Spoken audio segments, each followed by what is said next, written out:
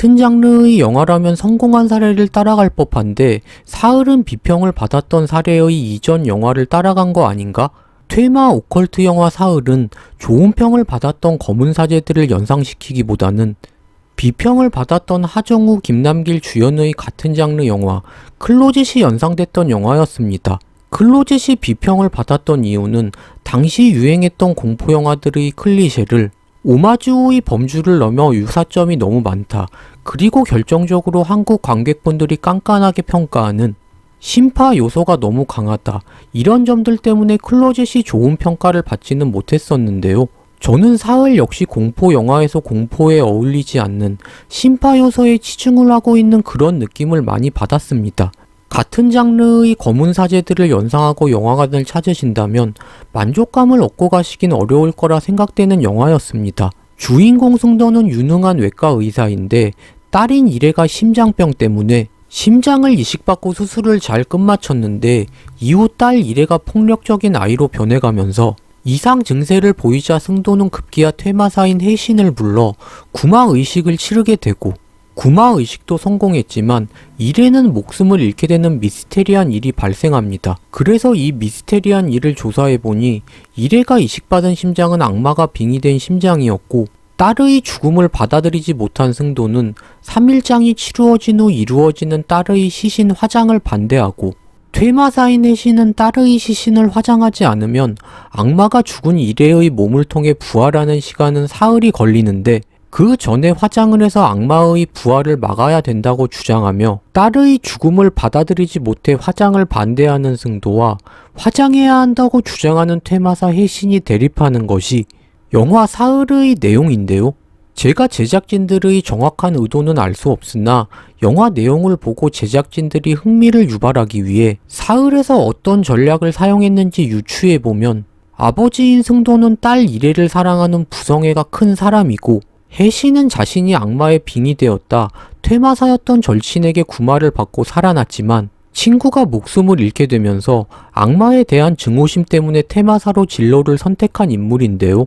그래서 일 처리를 하는 데 있어서 감성보다는 냉철한 이성만 가지고 있는 인물로 승도와는 정반대되는 성향을 가진 주인공이라 볼 수 있는데요. 제작진은 정반대되는 두 주인공의 극한의 대립을 보여주면서 긴장감이란 흥미를 유발시키고 딸을 사랑하는 승도의 감정선을 부추기면서 감동적인 서사를 만들어보자. 제작진들은 이런 전략을 세우고 연출에 임하신 것 같은데 저는 두 마리 토끼를 잡으려다 다 놓친 격이 아닌가 이런 느낌이 많이 들었습니다. 두 주인공의 극한의 대립이 주는 긴장감, 감동서사를 다 잡으려면 전제가 있어야 하는데 전제가 빠져있는 듯한 느낌이었습니다.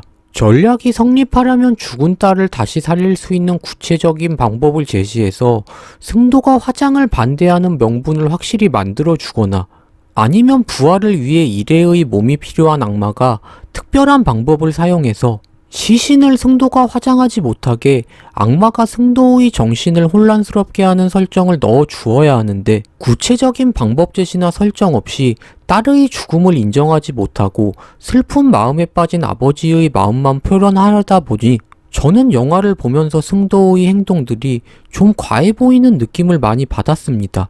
예를 들면 시신 부패를 막기 위해 냉동고에 딸 시신을 보관하려는 장례 지도사의 행동을 승도가 저지하면서 우리 딸은 추운 걸 싫어한다고 지도사에게 자기 감정만 앞세우며 언쟁을 벌이고 절규하는 여러 장면들이 공감대 있게 다가오면서 감동이 전달돼야 하는데 전제 없이 승조의 감정선만 표현해 주니까 저는 승조의 절규가 딸을 잃은 아빠가 진짜 저럴 수 있겠다 이런 생각들이 들어야 하는데 저는 오히려 답답하고 승조 역을 맡은 박신양님의 광적인 명연기가 전혀 와닿지 않았습니다.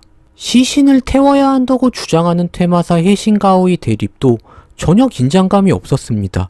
딸인 이래를 살릴 수 있는 방법을 초반부에 구체적으로 전제를 일찍 깔아주던지 혹은 이래의 몸이 필요한 악마가 시신이 화장되는 걸 막기 위해 승도를 강력한 어떤 힘으로 마인드 컨트롤을 하는 설정을 넣어 주었다면 신념이 다른 승도와 혜신의 대립이 긴장감이 넘치고 딸을 사랑해 이성에 벗어나는 행동을 하는 딸을 잃은 아버지 승도가 보여준 행동들이 설득력을 더해 주었을 텐데 부재 요소로 악마가 부활하는 사흘이란 촉박한 시간이 줄 수 있는 긴장감과 감동을 줄 수 있는 아빠의 부성애를 잘 활용해 주지는 못한 느낌이었습니다.